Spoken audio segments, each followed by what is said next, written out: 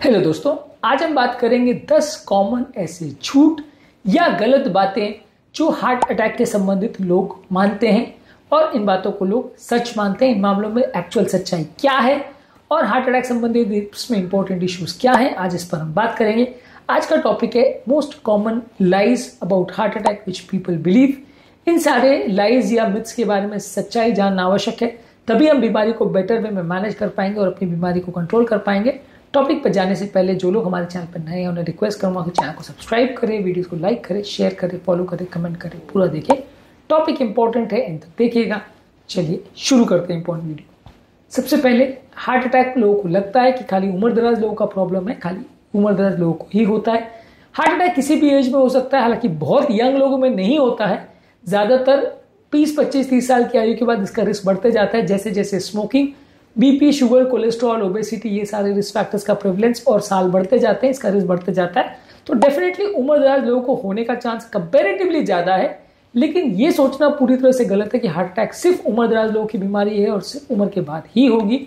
ये सोचना गलत है, और ऐसा अगर आप सोचते हो तो यंग पेशेंट्स में होने वाले बहुत सारे हार्ट अटैक को आप मिस कर सकते हो, उनको ट्रीट ना करो और बाद में पेशेंट की हालत बिगड़ जाए, ऐसा हो सकता है। इसलिए ये सोचना पूरी तरह से गलत है कि हार्ट अटैक सिर्फ और सिर्फ उम्र दराज लोगों को होने वाली प्रॉब्लम है।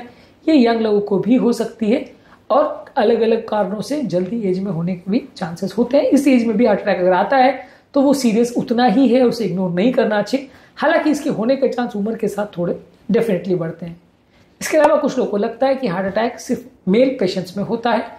कुछ हद तक ये सही है कि मेल पेशेंट्स में ज्यादा होता है हार्ट अटैक का चांस। मेल पेशेंट्स को यंगर एज में हार्ट अटैक होने का चांस होता है। फीमेल पेशेंट्स में बॉडी में मौजूद एस्ट्रोजन हार्मोन उनको कोलेस्ट्रॉल डिपोजिशन से बचाता है, हार्ट अटैक के चांसेस को कम करता है। तो डेफिनेटली हार्ट अटैक का चांस मेल में ज्यादा है, फीमेल में कम है। मासिक आना बंद हो जाए यानी मेनोपॉज हो जाए, उसके बाद फीमेल में हार्ट अटैक होने का चांस बढ़ जाता है। लेकिन यंग एज में कंपेरेटिवली मेल पेशेंट्स में ज्यादा हार्ट अटैक होता है, ये सत्य है। लेकिन सिर्फ मेल को होता है, फीमेल में नहीं होता है, ये गलत है। या सिर्फ फीमेल में होता है, मेल में होता है, ये भी गलत है। दोनों में हो सकता है। मेल में होने का चांस ज्यादा है। यदि फीमेल पेशेंट में रिस्क फैक्टर्स है या उसको डायबिटीज है तो उसमें भी होने का चांस है। नॉन डायबिटिक और यंग फीमेल है जिसमें एस्ट्रोजन हार्मोन की पर्याप्त मात्रा है और मेनोपॉज नहीं आया है, वहां पे कंपैरेटिवली होने का हार्ट अटैक चांस कम रहेगा, मेल पेशेंट में थोड़ा ज्यादा रहेगा। इसके अलावा कुछ लोगों को लगता है कि हार्ट अटैक ज्यादातर उन्हीं लोगों को होता है जिनके परिवार में हार्ट अटैक की हिस्ट्री हो, यानी फैमिली हिस्ट्री हार्ट अटैक का होना आवश्यक है यदि आपको हार्ट अटैक होना है। ये भी पूरी तरह से गलत है। डेफिनेटली फैमिली हिस्ट्री अगर है हार्ट अटैक की तो आपको हार्ट अटैक होने का चांस कुछ हद तक ज्यादा होगा। लेकिन ये सोचना पूरी तरह से गलत है कि जिसकी फैमिली हिस्ट्री है सिर्फ और सिर्फ उसी को हार्ट अटैक होगा, ऐसा नहीं है। हार्ट अटैक होने का चांस फैमिली हिस्ट्री होने के साथ और रिस्क फैक्टर्स होने के साथ बढ़ जाता है, पर बिना उसके भी बहुत सारे लोग ऐसे हैं जिनको बिना फैमिली हिस्ट्री के भी हार्ट अटैक हो सकता है। तो यदि आपकी फैमिली में हार्ट अटैक की हिस्ट्री है तो डेफिनेटली आपको ज्यादा सीरियसली उसे लेने की आवश्यकता है। पर यदि आपकी फैमिली में हिस्ट्री नहीं है तो आप पूरी तरह से निश्चिंत हो जाओ, ये सोचना भी गलत है। क्योंकि यदि आप ऐसा करते हो और लापरवाही बरतते हो तो हार्ट अटैक होने का चांस बढ़ सकता है। अगला इंपॉर्टेंट झूठ या मिसकंसेप्शन जो लोग मानते हैं वो ये कि हार्ट अटैक हमेशा सिवियर चेस्ट पेन के साथ होता है। डेफिनेटली 70-80% पेशेंट को जिनको हार्ट अटैक आता है उसमें तेज छाती का दर्द होता है, साथ में सांस फूलना, घबराहट होना, चक्कर आना, जबड़े में दर्द होना, हाथ में दर्द होना, पीठ में दर्द होना, इस तरह के लक्षण हो सकते हैं। लेकिन 10 से 20% लोगों को पेनलेस हार्ट अटैक भी हो सकता है और काफी लोगों को छाती में दर्द नहीं हो कि बाकी जगहों में दर्द हो, सांस फूले, घबराहट, बेचैनी हो, ऐसा काफी कॉमन है। टिपिकल पेन जिसे हम हार्ट अटैक के साथ एसोसिएट करते हैं कि तेज छाती में दर्द होगा, बाएं हाथ की तरफ जाएगा, घबराहट होगी, झुंझुनी होगा, तेज पसीना आएगा, बहुत सांस फूलेगी, ये हार्डली 20-30% लोगों में देखने को मिलता है। बाकी ज्यादातर पेशेंट जो हम अपने क्लिनिकल प्रैक्टिस में देखते हैं उनको एटिपिकल प्रेजेंटेशन ही होता है, यानी उनको टिपिकल हार्ट अटैक नहीं होता है और उनको कम पेन या कहीं और पेन या कुछ और सिम्टम्स के साथ हार्ट अटैक होता है। और कई बार पेशेंट को भी समझाना बड़ा मुश्किल हो जाता है कि आपको हार्ट अटैक, कई हमारे ऐसे पेशेंट्स हो चुके हैं जिनको मैसिव हार्ट अटैक था और वो मना करके चले गए कि साहब मुझे तो हार्ट अटैक हो ही नहीं सकता और मैं तो बिल्कुल ही ट्रीटमेंट नहीं कराऊंगा।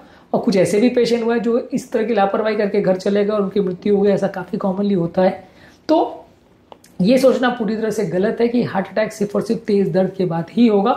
बहुत सारे पेशेंट्स को पेनलेस हार्ट अटैक हो सकता है, बहुत सारे पेशेंट्स को माइल्ड पेन या एटिपिकल सिम्टम्स के साथ भी हार्ट अटैक हो सकता है।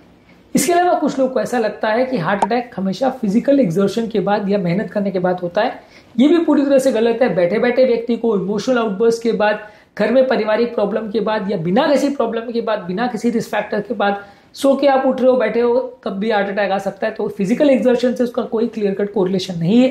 हो सकता है कि फिजिकल एक्सर्शन या इमोशनल एक्सर्शन या एक्सट्रीम टेम्परेचर या sudden change of activity level से हार्ट अटैक ट्रिगर हो सकता है, लेकिन डेफिनेटली इनमें से कोई भी प्रॉब्लम हो ऐसा हर केस में जरूरी नहीं है। कुछ केसेस में इसका होने का चांस बढ़ जाता है, लेकिन हर केस में ऐसा हो बिल्कुल जरूरी नहीं है। इसके अलावा कुछ लोग इस झूठ को मानते हैं कि हार्ट अटैक में ज्यादातर लोग नहीं बचते हैं, हार्ट अटैक में ज्यादातर लोग की मृत्यु हो जाती है। ये पूरी तरह से गलत है। हार्ट अटैक में मृत्यु दर 25-30% के आसपास होता है। जितना बड़ा हार्ट अटैक होता है उतना ज्यादा मृत्यु दर होता है, लेकिन हर व्यक्ति जिसको हार्ट अटैक है वैसा नहीं होगा कि उसकी मृत्यु हो जाएगी। 70% पेशेंट जिनको हार्ट अटैक होगा और कोई ट्रीटमेंट नहीं करेंगे तो भी बच जाएंगे। पर हाँ, 25 से 30% जो मृत्यु दर है वो भी काफी ज्यादा है, ऐसा नहीं है कि कम है।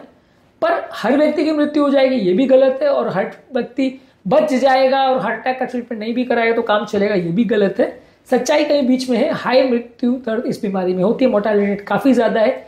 जितना ज्यादा बड़ा हार्ट अटैक है उतना ज्यादा मृत्यु दर होता है, लेकिन हर व्यक्ति के साथ ही ऐसा होगा कोई जरूरी नहीं है।